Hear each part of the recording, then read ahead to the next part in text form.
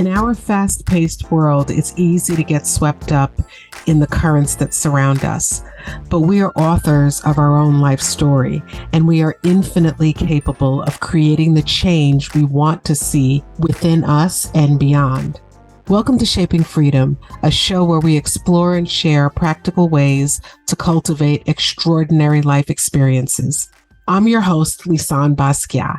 I'm a teacher, an entrepreneur, and a life strategist. After a career as a corporate executive, I embarked on my own path of entrepreneurship to focus on the human and spirit connection. I come from generations of trailblazing entrepreneurs, artists, healers, and champions of human dignity. My life path number is 5, which represents a person who is a freedom seeker with the spirit of change and adventure. This spirit runs throughout the Basquiat family lineage. My big brother, Jean-Michel, is the most recognizable freedom seeker in my family. This week, I'm joined by Keith Mitchell, a former professional football player in the NFL and now a meditation, yoga, and mindfulness teacher focused on sustainable living practices and whole body health.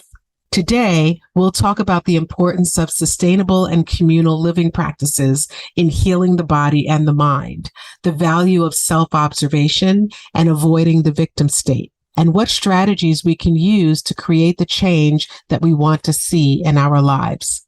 With the help of Keith Mitchell, we'll discuss the healing power of being present and what it means in our day-to-day lives. Here's my conversation with Keith Mitchell.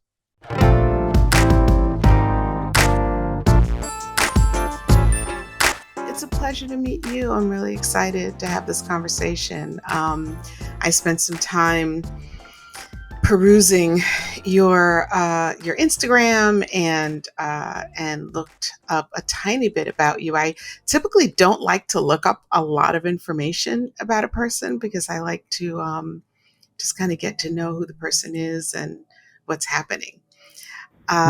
So why don't we start with this? How are you doing?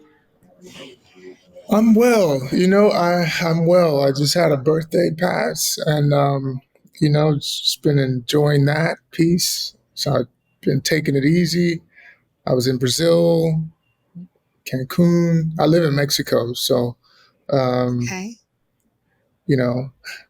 It's just always this paradise here. And so I'm enjoying life. A couple companies I've started here. And so just enjoying it. Nice. Happy birthday. When was your birthday? It was the 24th of July. So now it's been a couple of weeks, but I guess I'm still celebrating because it's Leo season. I know all about the Leos. My daughter's a Leo. My ex-husband, her dad is a Leo. My mom was a Leo. I am around a ton of Leos. And that particular week that you're talking about is also the week where my daughter, ex-husband, and mom all had their birthdays, the 26th, the 28th, and the 30th. So that's a hot week for me. So I know all about the Leos. I know it's Leo season and all that good stuff. Happy birthday, sir. Well, thank you so much. Thank you so much. Yeah, you're welcome. You're welcome. So you live in Mexico? Yes. Playa del Carmen. Oh, sweet. I was in Mexico 2 weeks ago. It seems like a lifetime ago. I was in Tulum for 2 weeks. There. Yeah. And it was amazing. I needed it. I had really just needed some time away. And so it was, I was there for 2 weeks and I spent a week with some friends. My birthday's in September. Virgo. And I'm a Virgo. Yes. And so I have these 2 friends, Amy and Nicole. Hi, Amy. Hi, Nicole, who are also Virgos. And so we have like this Virgo bubble. And I said I was going away and we were planning to do something together. So they hung out with, we 3 hung out together for a week. And then I stayed for, I think, 5 days by myself. But it was incredibly healing, really beautiful experience. It's really chill down there. And I had a good time. It was nice. Yeah, it's beautiful here. It's different experiences like living here too. You got to always remind yourself, I'm not on vacation, I kind of feel that way about San Diego. I'm from the Northeast, in Brooklyn, and Brooklyn. yeah, Brooklyn born and raised. I always, big up Brooklyn. And I've lived in New Jersey for like 24 years, Okay. and moved here 10 years ago. So I've been bi-coastal, but I feel that way about San Diego. It's like always being on vacation. What took you to Mexico? Tell me a little bit. I want to hear about you. Well, the piece, we're going through COVID, and I feel led. My mission, and I guess this is one of the reasons why I started my one of my companies here. I manufacture herbal compounds, Hmm. herbal medicines, and so I initially started in Honduras. And, when I became vegan, met Dr. Sebi and all that, and started learning, it really began to be one of my missions that goes along with sustainable living. So the combination of the medicine of nutrition and teaching that to the sustainable living model to communal living model is something that I'm really an advocate for, and Mm. I'm initiating that. And so it landed me here in Mexico to start. And then my goal is to go, we're going to build here, but I'm going to go further down south where there's better water um, connecting to the veins of the volcano. I don't know if you've ever heard of thermogenic water. I have not. So thermogenic water comes out of the ground, 9.7 alkalinity. Oh, wow. Okay. Yeah. So the healing elements of water is pretty phenomenal. And I learned that from going to be it and stay with Dr. Sebi when he was alive. I think that there are so many healing properties that surround volcanoes because the energy around them just seems so powerful. I spend a lot of time in Hawaii on the Big Island, Hmm. and there's just something about that energy that fortifies us. Um, I agree. yeah. So you're down in Mexico, and one of the things that I found really interesting, and I kind of perused, like I said before, your Instagram, and I know that you founded the Light It Up Foundation. Is that the name of it? Yes. Yeah. And so there are a couple of things that I found really interesting about you. One is that you're a former football player Hmm. turned person who is committed to, from what I could tell, mental, emotional, and physical health and life force. I also see that you seem to also really have a perspective on our narrative. Uh, and by our, I mean just human narrative, and how important it is to create that narrative and understand that we're all kind of contributing to these pictures that people see, Yes. and the way the way we identify each other and ourselves, and that piqued my interest very much. I'd love to hear more about that.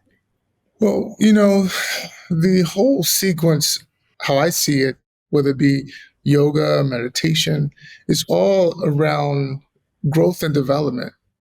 And due to the nature of trauma that we've experienced, it's kind of stunted our growth. It stunted our growth from the standpoint to be able to have conversations, Hmm. to problem solve difficult conversations. The reality of our bodies and how our bodies correlate to our minds and our ability to process information and think and navigate through it. To break free in our bodies, the Hmm. stagnation, the atrophy that goes on in our bodies. It's like, we're a culture of people that have advanced so far, and but the present moment, we've escaped it. It's like we're not even in our bodies. When you go break down the concept of high blood pressure, sugar diabetes, it's the fact that you're in your body, but your body is atrophying. Hmm. you know Hmm. but then we're the first to talk about what we feel. we have to decode this. It's kind of like, and it shows up really what I've realized from studying like uh, things like NLP and with neuro linguistic processing and programming.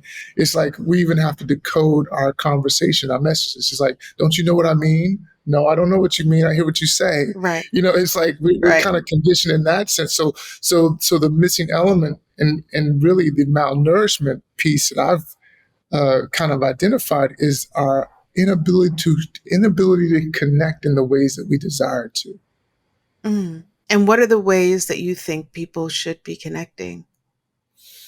Well, all these facets. I mean, I feel when we look at the scheme of things, because I'm a big advocate of self-examination, to observe yourself. Kind of like even when I picked up the from film study when it comes to sports.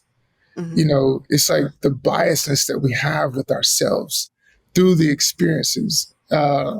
We tend to be more biased to ourselves than the reality. So it takes us away from reality. So I remember in sports, I was like, no, I didn't commit the penalty. No, I didn't do what they said. I was on sides. But then we go back to the tape, it clearly shows something different. And it relates in a sense of our interactions. No, I handled that perfect. I was nice. I was forgiving. I was compassionate. And then you go back in the tape, you're like, no. Maybe I wasn't so much. Something else was happening there. Right. Yeah. And then what we find ourselves in the victim state.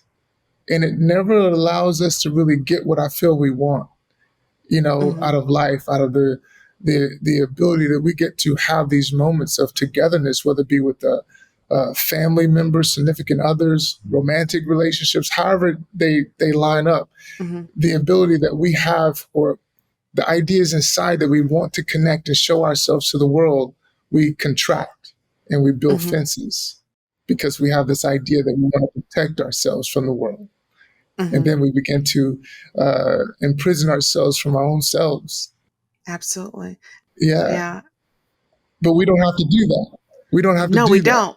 Yes. And it doesn't make sense, and it's not going to happen because we actually are all part of each other in the same way that every living being is on this planet.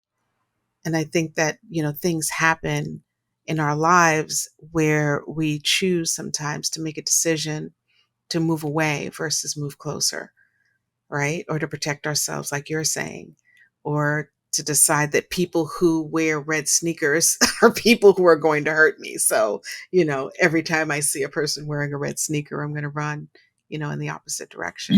I'd be curious to even know, do we even know this? Do we recognize? There's a saying we use, and I don't really prefer cliches, but it's a concept of you don't know what you don't know.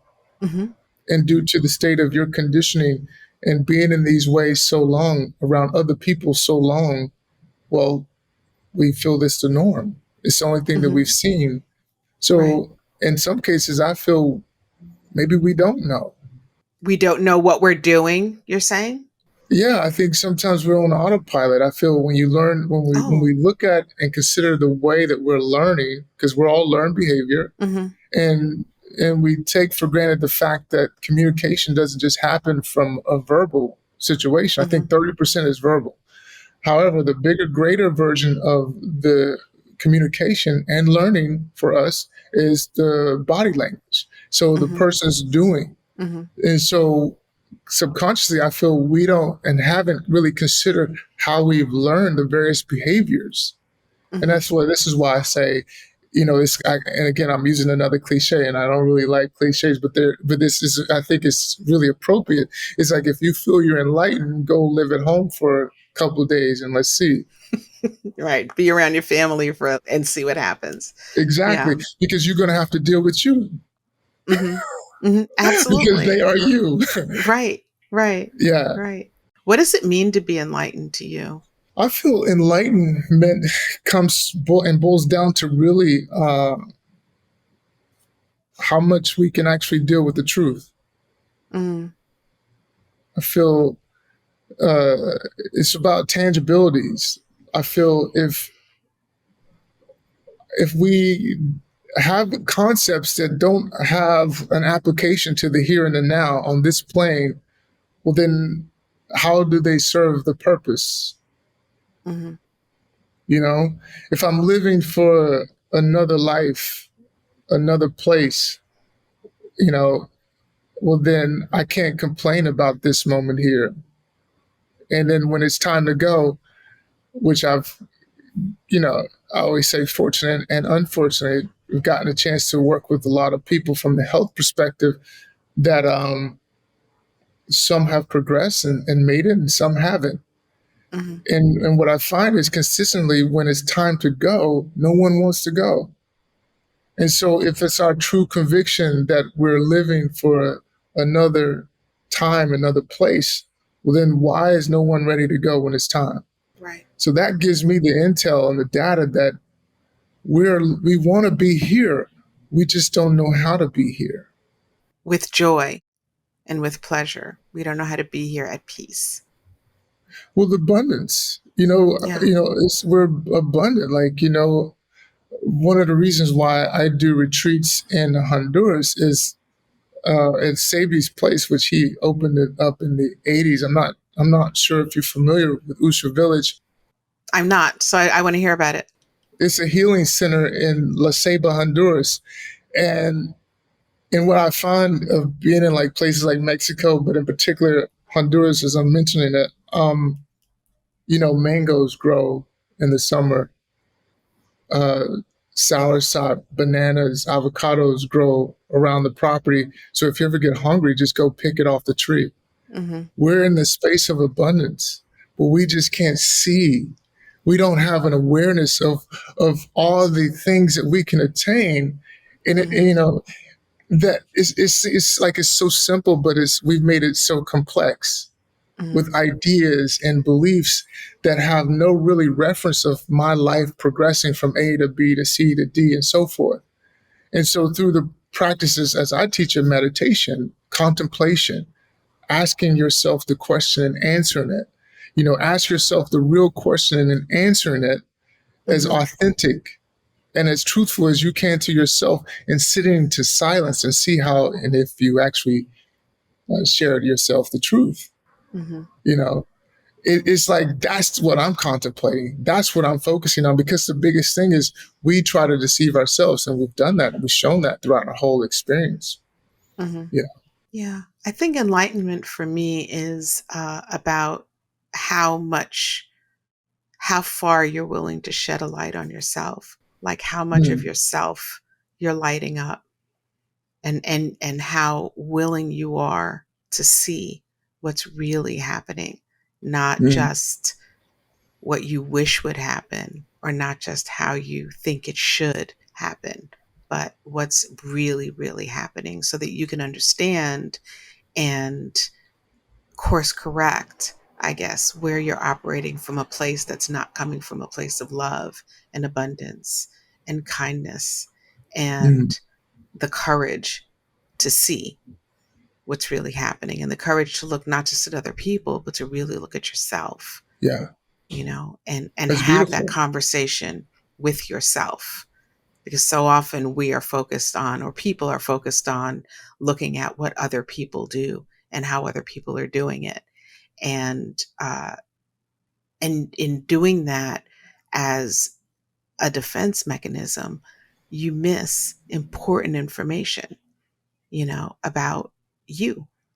It's not about what that person has done. It's like, where are you in that story? I think it's really important that we keep ourselves in the story. Like, don't run away. Keep ourselves in the story of what's happening. Yeah. Yeah. I agree. I like that. I like that. That version, and that's one of the things and reasons why I even called my foundation the Light It Up Foundation, because in the state of in America's, all these organizations doing the same thing. They didn't know each other. They didn't Mm-hmm. collaborate with each other. And why? Mm-hmm. Because they're all bidding on the same dollars. And so what I did with the Light Up Foundation really was to let these organizations identify and know one another. And so, hey, we're not on opposition. We're not playing a football game here. We're looking to collaborate as humans to work for the bigger and greater cause. if that's Mhm. truly our mission. And so that's why I even call it the Light Up Foundation, for the community to recognize who's in the community, to extend Mm. how we can actually build together and work together. And so I'm totally in alignment with what you just said. So, what is the Light It Up Foundation? What are you doing? And how can people help? Well, what we're doing here now, it's a little different shift due to COVID and so forth. We would do our events in the States, and we would raise money, and the money we would raise, we would give the money to the local organizations around to continue to help and do what they're doing in society. We've taken a different turn. Again, like I said, my mission here now is to go into the sustainable living model. And so Mhm. what that looks like is communal living. You can call it a modern day ashram, if you will, where people Mm. come, retreat, and learn the practices of development of to being more human. Mm. A place where people can come and we can cultivate whole brain thinking, you know, things of that nature. So that's what we're focusing on. My company here in Mexico, it's called Therapy, Mhm.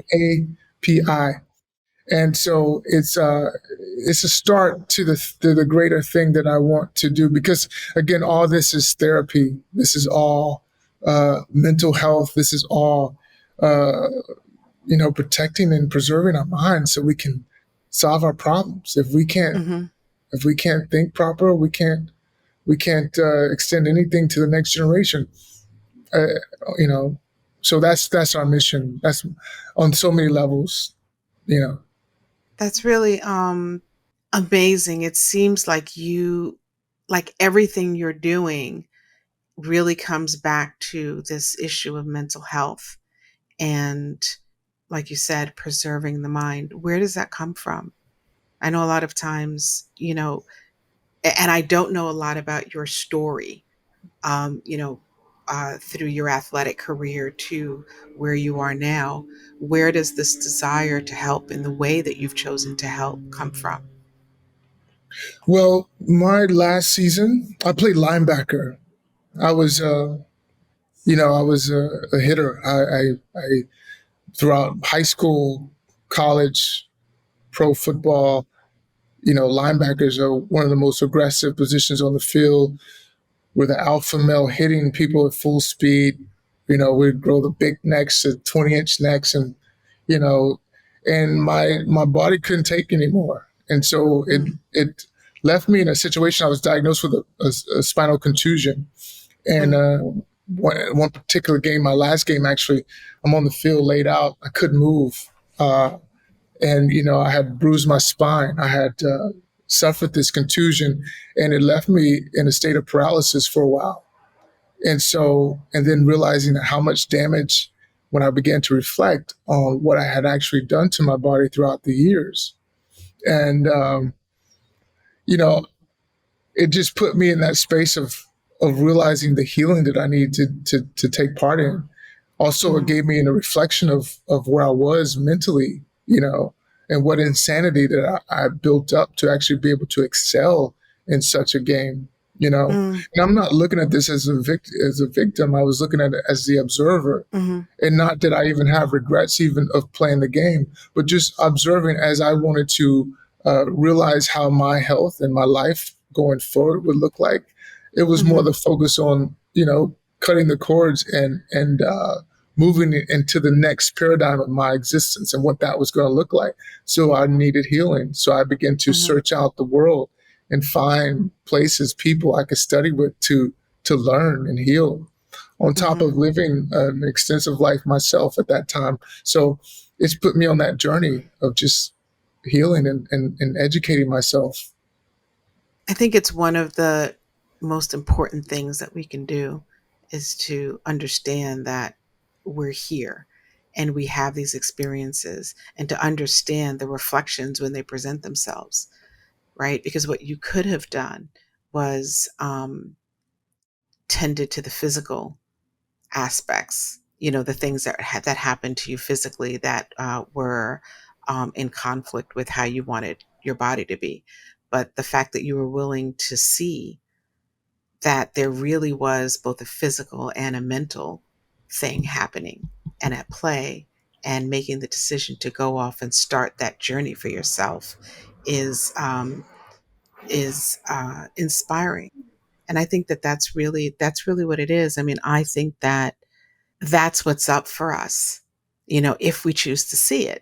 Sometimes we do, sometimes we don't. And there's nothing wrong if we don't. But I think that that is where the real opportunity is for Yeah. for change, and to increase, love and abundance, or the ability to recognize that, or acknowledge that there truly is abundance in the world, is to like really take a look at what's happening and how we're interacting with each other and with ourselves, and how we're contorting ourselves into these roles that we choose. Yeah. So it's really, like you said before, this decoding, um, and how important that is. Yeah. And really, and checking in with ourselves and seeing how we navigate, Yeah. and it comes down to, like, say, in a class I would have, what are your attributes? What do you think? Mm. What are the things that you feel that you're good at? And what are the Mhm. things that you feel you're not so good at? Mhm. And then in sports, we would have an off season. And even as humans, we don't necessarily have an off season, but we begin to put these ideas in the frontal lobe of our minds, our brains. Mm.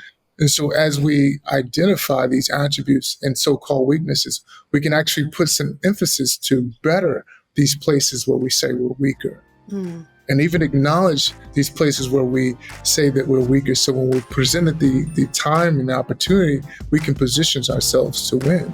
Right. And winning, meaning have success, have constructive outcomes in the things that we want to accomplish. Right.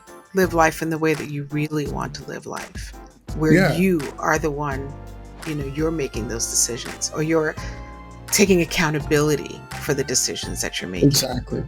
Yeah.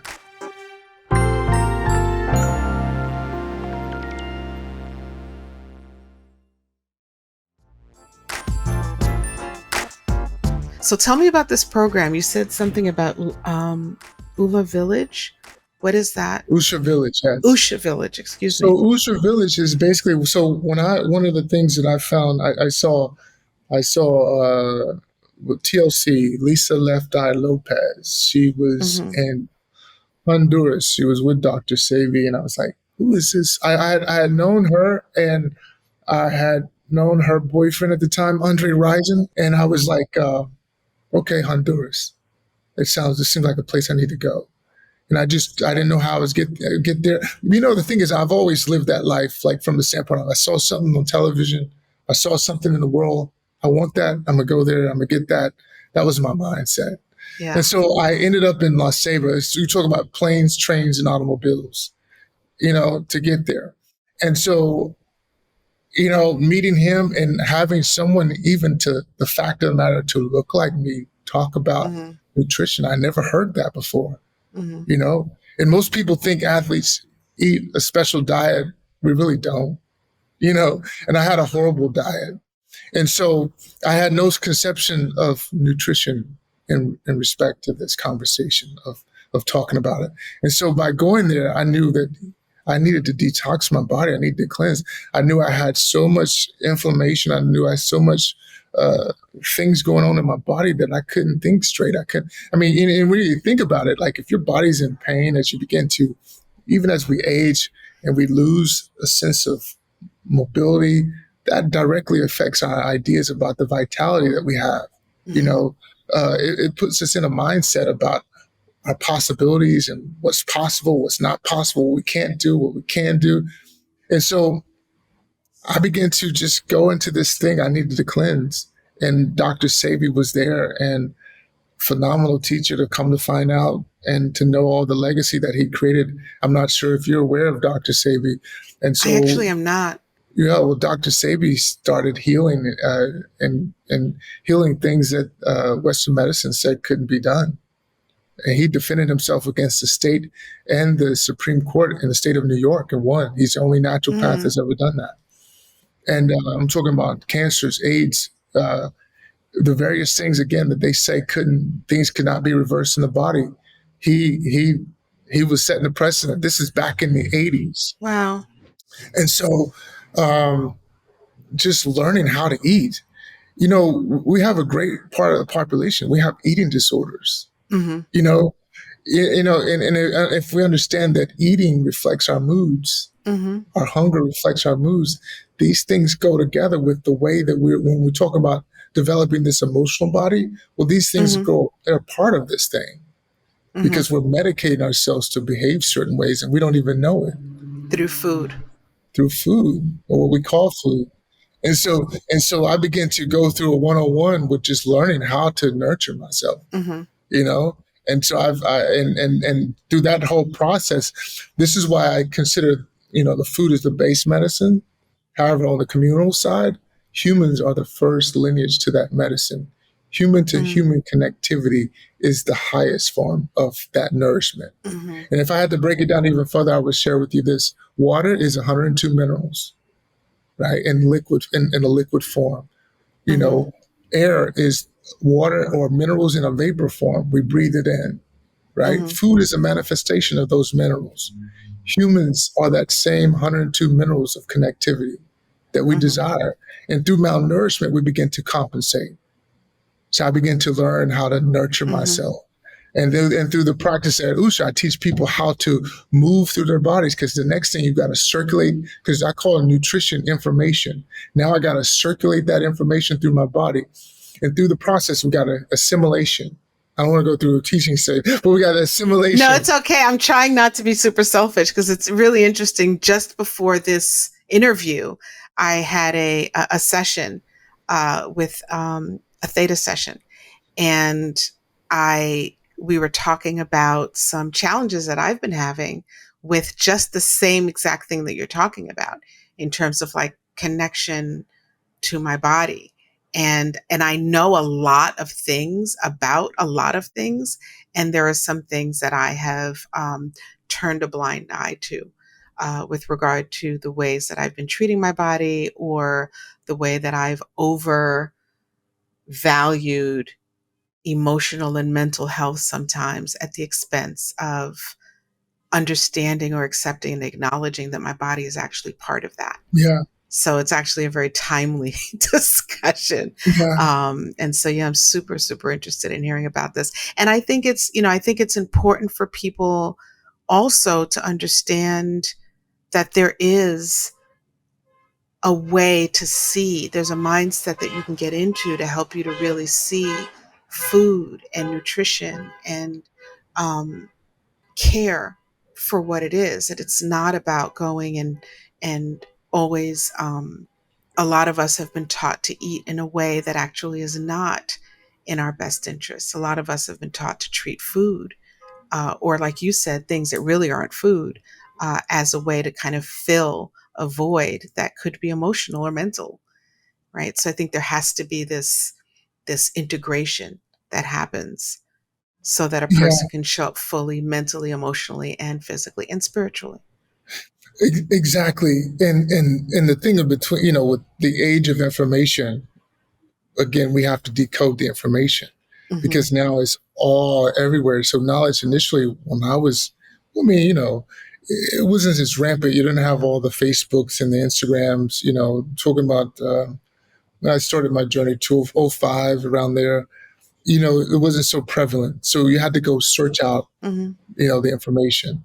So the challenge is today, we got to search out the valid information. Right. And so we create a simple concept for people. So when people want to learn, I take them to this place in Honduras. I've been 15 times. And we're creating our own now. But I've used that as a platform of just that I see as necessary, because we have to realize how we're fueling, we're fueling consciousness to what we consume. And then the variations of how we consume and the variations of how to move our bodies. This is a 101 that we're not privy to. And in some cases, as we get certain ages, even, we don't look and search out help.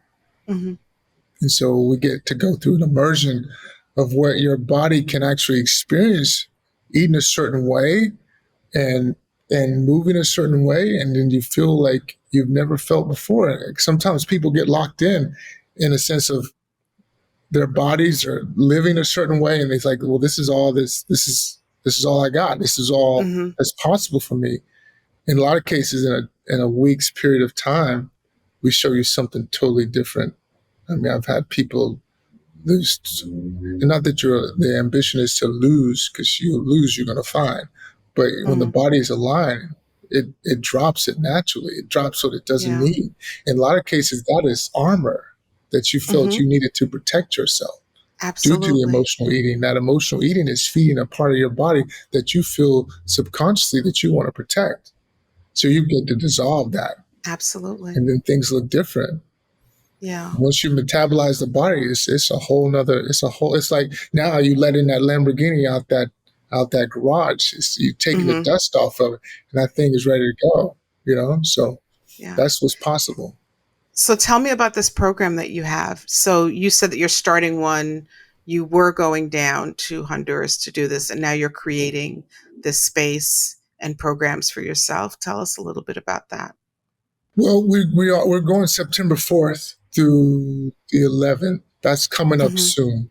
My facility here is going to more or less be the manufacturing standpoint of how we, produce the compounds. Compounds meaning as I put herbs together, uh, Mm-hmm. and to work with different pathologies. We use all alkaline ingredients. That means 7.2 and above. Basically, from my teacher Sebi, his concepts, and we attack the variations of the disease Mm-hmm. several different ways. Uh, and we just use the intelligence of the universe. Nature has given us everything. Like every part of the body. You have a description. I got a plant called eyebright. Looks just like your eye. And we don't think, Mm. when you think of in medical, one of the biggest reasons for the disease is dehydration. Mm-hmm. And we negate the idea of like, okay, what if I hydrate my eyes? If I'm suffering from dehydration, I don't drink enough water. What if I hydrate my eyes with an herb, put it in my eyes, and watch how my vision changes? But Mm-hmm. we've been educated to go and get glasses, you know, but we've never executed the simplicity of like just Of handling the thing. the medicine of how that can help me. And then when you Mm-hmm. feel all the mucus coming out of your eyes at night when you wake up, it's like, wow, I never thought I could flush out my eyes and then I would clear my vision, Right. or Right. just things like that we begin to add to people's, you know, concepts of thinking about health or their health. And you have drastic changes, you know. And so now you got a vehicle that's open. It's like, wow, okay, we did this. Now what else is possible? Mm-hmm. It's a beautiful thing. Yeah, it really is. You mentioned NLP. Um, Tell me about your experience with NLP. Well, NLP is the words we use, and a lot of the words again have been conditioned to us, and so how we communicate, how we use words, and Mm-hmm. what's so interesting is codify. I kind of resort to. I have a picture. I don't know if you can see Francis Cress Welsing, major, psychologist who studied the psyche of our culture, and she came up with a really amazing philosophy. She wrote the ISIS papers, Mm-hmm. and she talked about her teacher Neely Fuller, and he makes a very interesting comment from the standpoint of, if I know how something is put together, well then I know how I can take it apart. Mm-hmm. And so when we're talking about reinventing or healing ourselves, we've put this thing together that's sustained us, that's got us here, and medicated us to be here. Now, if I can understand that concept in which I've created me, now I can undo that to realize the me that I want to be, because I'm here. I Exactly. made it. I don't have to fight anymore. I don't have to do that old fight that I can do it in a whole different way. That's right. I always talk about the concept of ease and grace. Mm-hmm. That's how I can navigate. That's how I can move. So I begin to think of ways in which I can focus and live my life this way. Because when you talk about peace, peace has a lot to do with a lot of agreements. Mm-hmm. You know, Absolutely. Mm-hmm. yeah, Agreements and dismantling. yeah, There's some there's some actions that need to be taken sometimes to get to a place of peace. And peace is not the same for everybody, you know. And you know, a lot of times that peace has a lot to do with us just softening, Mm-hmm. you know? Mm-hmm. Yeah. We go around with this brute force trying to prove and do this, and like I had to fight my whole life type thing. In the reality, you don't have to fight like that. A 10-round fight, you don't go around just brute force. It's finesse game. This is a finesse game for the long haul. Right. Mm-hmm. You know, people go around trying to knock each other out, and in sports, you won't last very long. You're going to get injured. You're going to hurt yourself. You can't function like this. Right. But for the long haul, it's a finesse game, ease and grace. Mm-hmm. And so that's how we begin to cultivate the ideas of peace. It's a practice. Mm-hmm. You mentioned your program is September 4th through the 11th. When is your Yes. next one, and who should be thinking about going? It sounds to me like it should be anyone who wants to live a healthier lifestyle and who wants to connect to their body and all of that. Yeah, but you know, it's a commitment. And you know, it's commitment. And you got to be, you know, you have to feel you're worth it in a lot of cases. And if it's not mine, it could be anyone else's, but we have to invest. It took a lot of investment to be in the spaces that we've got ourselves into. You did a lot of work to get yourself in the, you know, in the predicaments you've been in. So now the same thing on that back end has to happen, you know, and we have to be okay with that. And we have to trust in that, because again, you know, we've shown ourselves that you get to examine, how did I get here? Well, a lot of that getting there is contributed to you. You took step after step, you know, energy after energy to put it there. So now let's put some energy getting ourselves out. Not what they're telling us to do, not what the status quo is saying we should do, because we see those results too. I realize some other ways. And what best way through nature? You know, it's funny. We always talk about, when we say words like peace and practice and, you know, doing the work, we seem to talk about it from the perspective of getting to the place that you want to go, but we don't often, or it looks different when we think about it from the perspective of how hard you're working and all the effort that you're putting in to be in the place that you're in right now, even if it's not where you want to be. There's a strategy to that. That's something that I've learned. I actually have a lot of experience in NLP as well, which is why that piques my interest. And in NLP, there's this idea that there's a strategy for everything. And if you want to make change in your life, or if you want to head in a direction that's different from where you are, take a look at the strategy that you're following and practicing and working hard at, you know, to understand how to shift things so that you can really be where you need to be. Exactly. Yeah. So practice is not just always about like the hum and the, you know, and yoga or meditation and other things. It's understanding the practices, all of it. It's all practice. Because what you'll find, the status quo has these things, it's got us doing hobbies and it has no application. And this is why, for those who are listening, number one, what do you want to do? Number two, why do you want to do it? Three, how do you plan on doing this thing you want to do? And number four, what is the constructive result of doing this thing that you want to do? And these are keys that you attain to in everything that you do. And again, this philosophy I incorporated from Francis Cress Welsing and Neely Fuller that I use from the standpoint of a mindfulness standpoint, because it's the same concept that allowed me, as being a successful athlete, to be able to, in seconds, you know, go through my keys to realize what the opposing team was wanting to do. And so as I do it over and over and over, now that time, you know, begins to be shorter and shorter, less effort. It begins to just be automatic as I incorporate to this, the way, you know, from the standpoint of, this is just how I am. This is how I focus. This is how I do everything that I do, you know. And this is how practice begins to be your habit, and then your habits become your lifestyle. What did you have to, if you're willing to share this, what did you have to take away in order to get to the path that you wanted to be on? Well, it's like, how they say, I guess the first thing that comes to my mind is the journey is the destination. Mm-hmm.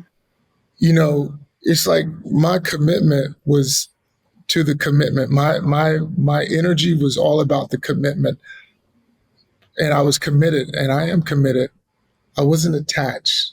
I wasn't attached to what it's going to look like, how I'm going to get there. Mm-hmm. My idea was committed to just doing the work. I had, I put things along the way that I wanted to accomplish, things that would keep me motivated around a discipline.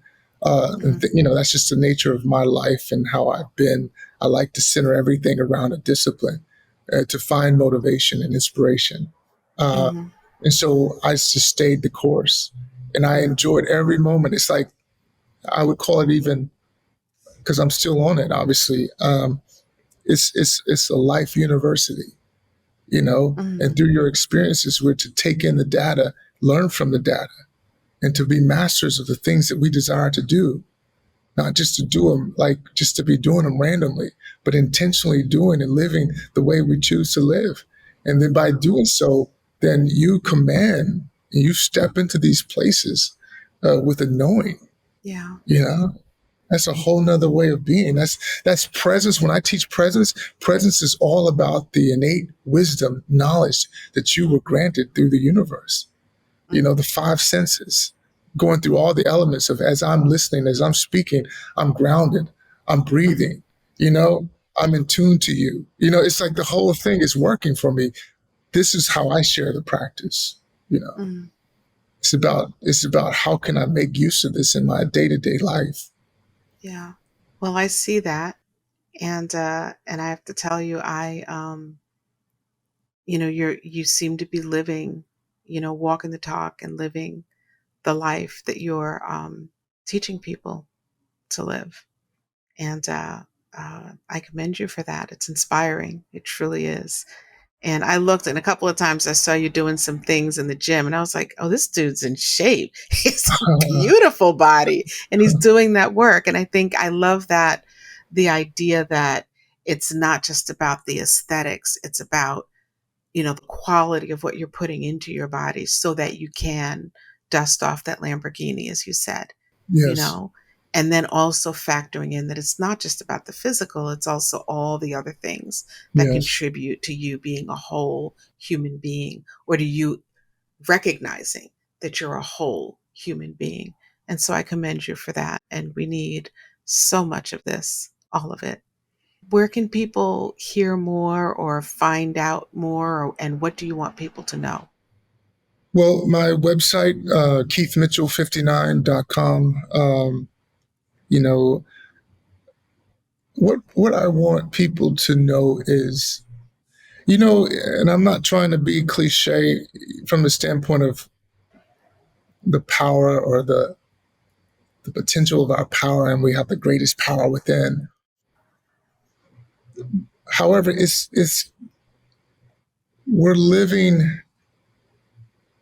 If you look at potential, for the most part, we're denying ourselves the greatest opportunity that we could ever experience. The heaven is right here. The Mm-hmm. heaven that you will know as me, Keith, as you, Mm-hmm. this Lisane, Lisan. That's Lisane, okay. Lisan. tearing your name up, Lisane. That's all right. Everybody This is, does. yeah. Well, this is it. Mm-hmm. And no matter what your age is, no matter where you are in your life, no matter what your predicament is, you have a breath, you have an opportunity. Mm-hmm. And I just want to see us live it. I just want to see us evolve and grow.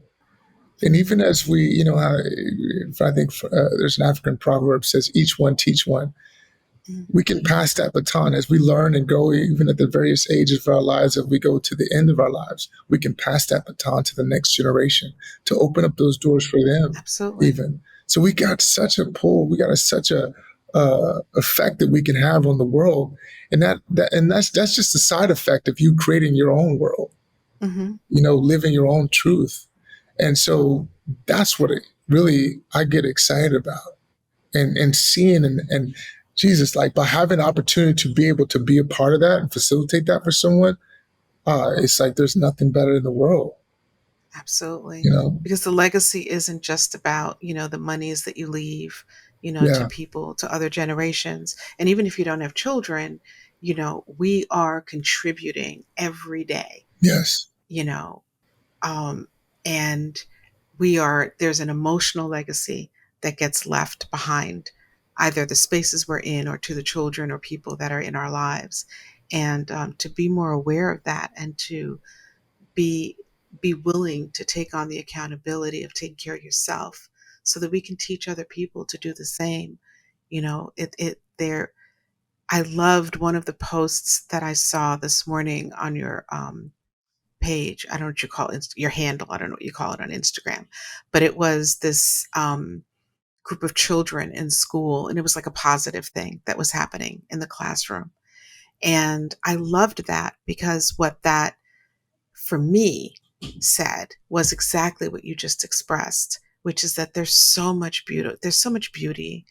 There's so many wonderful things that we can be focusing on. There's the beauty that's within us and that we can bring out of ourselves and, share with the world so that we truly can acknowledge that things are okay and can be okay. Yes. And it's really about sharing love and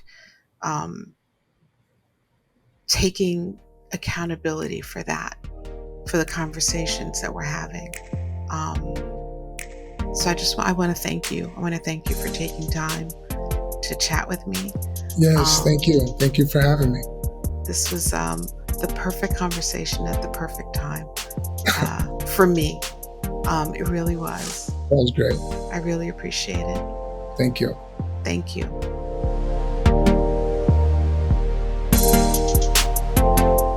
I hope you found today's conversation with Keith Mitchell about the mind-body connection and the power of self-observation inspiring and meaningful. I know I did. Remember that your health and well-being is connected to the things you put into your body, whether those be the thoughts in your head, the food on your plate, or the media you choose to consume. And remember always that the journey is the destination, and the simple act of being present can make all the difference in your world. Keith's website will be linked in the show notes, as well as more information about the Usha village in Honduras. Thank you so much for listening.